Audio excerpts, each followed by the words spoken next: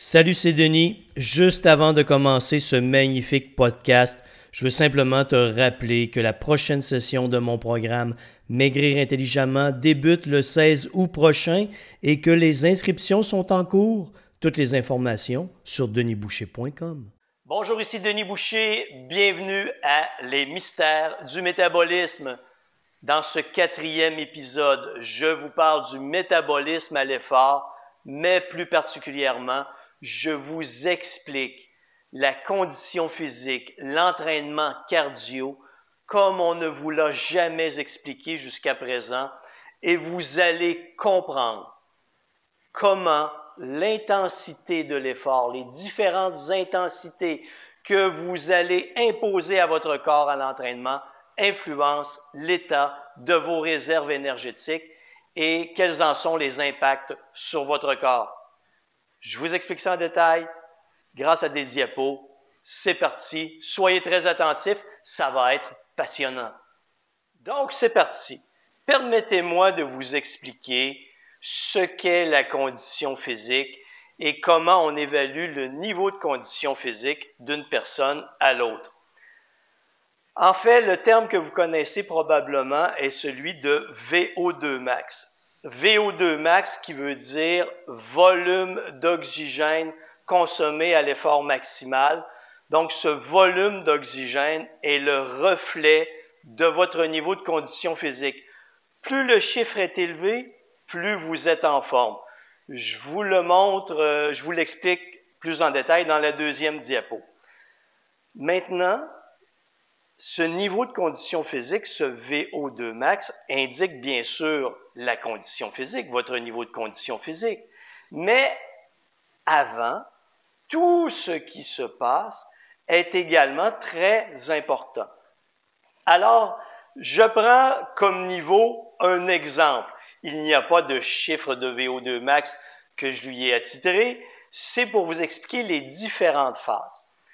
Ainsi, je vous expliquais que le métabolisme à l'effort, on le mesure d'une intensité faible, exemple la marche, à une intensité maximale qui peut être votre vitesse maximale de course. Sur vélo, ça peut être pédaler à basse vitesse, exemple 50 watts, intensité très légère, à un maximum de charge qui peut être 350 watts si vous êtes très en forme. Maintenant, toute personne, peu importe la charge maximale qu'elle est capable d'endurer en vitesse ou en wattage si vous êtes à la course à pied ou au vélo, se détermine, en fait, il y a des transitions. L'endurance, qui est le chiffre 1, donc la façon dont votre corps utilise ses réserves énergétiques, et ces réserves énergétiques sont les lipides en situation d'endurance. Arrive le premier seuil, le seuil d'échange gazeux, c'est-à-dire vous transitez vers l'utilisation des glucides. Donc, vous voyez le chiffre 2. Et entre le chiffre 2 et le chiffre 3, vous utilisez des glucides pour produire votre énergie. Le sous-produit de l'utilisation des glucides est l'acide lactique. Et vous réutilisez l'acide lactique comme source d'énergie. Mais arrive la zone 3, la zone d'épuisement, où vous commencez à accumuler de l'acide lactique et dès le moment où vous commencez à accumuler de l'acide lactique dans votre circulation sanguine, ça indique que vous entrez dans la phase d'épuisement. Dès que vous atteignez la zone 3, inévitablement, vous allez vous épuiser. Et plus vous progressez vers votre VO2 max, moins il vous reste d'énergie disponible et donc plus rapidement vous vous épuiserez. La zone 1 est très importante pour les sports d'endurance parce que c'est la zone, le rectangle à l'intérieur du rectangle, c'est la zone, comme je vous le mentionnais, où vous utilisez des lipides. Théoriquement, lorsque vous utilisez des lipides, vous avez de l'énergie pour courir ou pédaler pendant de longues heures. Très, très, très longtemps. Lorsque vous arrivez dans la zone 2, vous avez possiblement, cela dépend des personnes et du niveau de condition physique, bien sûr, peut-être pour 90 minutes, 2 heures, d'effort devant vous. En zone 3, vous avez possiblement pour 40 minutes d'effort devant vous. Et plus vous progressez, moins il vous reste de temps. Ici, en zone 4, vous arrivez avec possiblement quelques minutes d'effort, quelques minutes de réserve énergétique devant vous. Je n'entre pas dans tous les détails parce que je pourrais vous parler d'effort supramaximal au-delà du VO2 max, mais ce sera pour une autre présentation. Donc, c'est la base de fonctionnement du niveau de condition physique. Comment on l'analyse? D'un effort léger à un effort maximal et tout ce qui se passe entre l'effort léger et l'effort maximal présente les transitions de vos réserves énergétiques et l'état de vos réserves énergétiques. Maintenant, je vais vous expliquer comment ça se manifeste d'une personne à l'autre en fonction de niveaux de conditions physiques différents.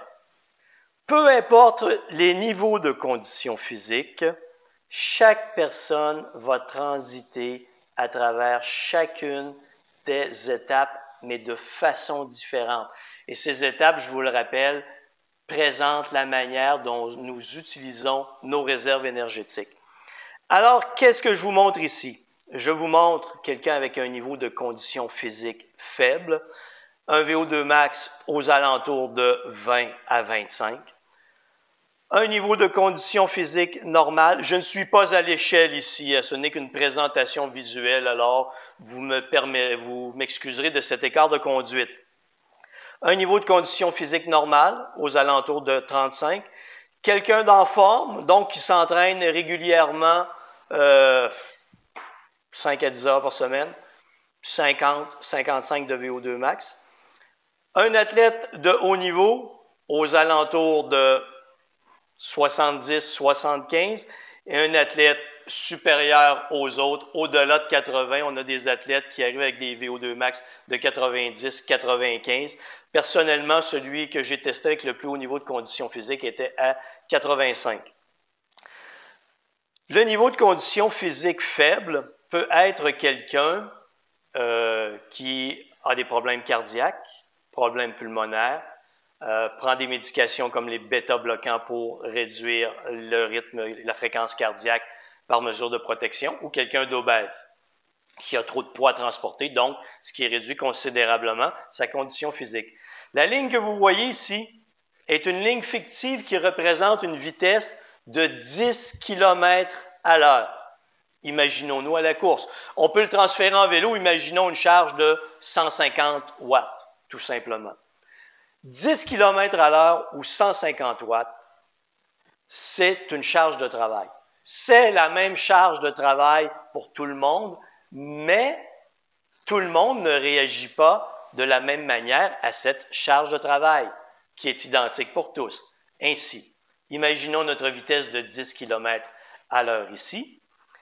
Vous voyez que ma personne, avec un niveau de condition physique faible, a aussi un niveau d'endurance très faible. Elle transite rapidement vers l'utilisation des glucides, vers sa zone d'épuisement en 3, et à 10 km à l'heure, elle est très près de sa vitesse maximale où elle s'épuise. Mais si je progresse, j'arrive au niveau de ma personne avec un niveau de condition physique normale, vous voyez qu'elle touche à son seuil d'épuisement. Ma personne avec le niveau de condition physique faible est en train de s'épuiser. Ma personne normale commence à entrer dans sa zone d'épuisement. Mais si je vais au niveau de ma personne qui est en forme, vous voyez que je suis à la limite de transition entre l'utilisation des lipides et l'utilisation des glucides. Donc, elle supporte très bien cette intensité. Ma première, non, parce qu'elle s'épuise, elle est à son maximum. Ma deuxième le supporte, mais ça va être assez difficile rapidement pour elle.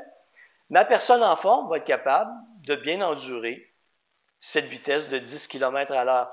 Mon athlète, vous le voyez très bien, il est dans sa zone d'endurance, il utilise des lipides, donc il ne se fatigue absolument pas. Mon athlète d'élite, également, il ne se fatigue pas. Il est très, très, très, très loin d'arriver à l'utilisation de ces glucides comme source d'énergie et encore plus loin pour commencer à accumuler de l'acide lactique. Il y a des différences entre les athlètes. Vous voyez entre l'athlète d'élite, l'athlète de haut niveau et l'athlète d'élite, vous voyez qu'il y a un grand écart entre la zone 2 et la zone 3 et la zone 4. Mais pour un athlète d'endurance, un marathonien d'élite, son niveau d'endurance est extrême. Il va très, très loin, presque à son maximum de capacité, ce qui fait que les zones 2 et 3 s'entrecoupent, presque, se chevauchent. Et ainsi, vous allez voir des athlètes à ces niveaux où une transition d'un ou deux battements cardiaques les font passer d'une zone facile à une zone extrême, une zone d'épuisement. Donc, vous voyez ce que je veux vous faire comprendre dans cette diapo, c'est qu'une vitesse donnée produit un impact différent d'une personne à l'autre en fonction de son niveau de condition physique. Si je déplaçais cette ligne et que je l'amenais à 16 km à l'heure, on verrait ici que ma personne avec un niveau de condition physique faible et un niveau de condition physique normale ne pourrait supporter cette intensité. Ma personne en forme serait dans sa zone d'épuisement. Elle n'aurait peut-être que pour une capacité pour répondre à cette vitesse que pour 5 ou 10 minutes. Mon athlète, aucun problème. Mon élite, aucun problème. Et si je déplace ici encore la courbe et que j'arrive à une vitesse de 18 km à l'heure, vous voyez que mon athlète est entré dans sa zone d'épuisement, mais que mon marathonien d'élite utilise encore ses lipides et il ne s'épuise pas. C'est ce qui fait toute la différence. Et si vous êtes une personne avec un niveau de condition physique faible, qui avait des problèmes de santé, et que vous entreprenez un programme d'entraînement cardio, dans l'idée de vous pousser constamment dans votre zone 3 et éventuellement votre zone 4, vous allez vider totalement, constamment vos réserves énergétiques. Vous n'arriverez pas à vous adapter, vous risquez de vous blesser, vous allez vous épuiser, vous n'arriverez pas à perdre du poids et vous ne pourrez endurer cette intensité très longtemps. Vous allez tout abandonner. Alors, ce qu'il faut comprendre, c'est que, qui que vous soyez, si vous voulez courir à une vitesse donnée, il faut que vous soyez conscient de l'impact de cette vitesse sur votre métabolisme, sur l'utilisation de vos réserves énergétiques. Et ce n'est pas en vous tenant constamment dans la zone 3 à 4 que vous allez obtenir les meilleurs résultats. Vous devez permettre à votre corps de s'adapter, utiliser très souvent votre zone 1 et à mi-chemin entre votre zone 2 et 3 si vous voulez améliorer votre condition physique. Mais vous devez être conscient de tout ce qui se passe lorsque vous vous entraînez au niveau cardio parce que l'épuisement n'est pas la réponse que vous cherchez si vous voulez progresser. Bonne réflexion.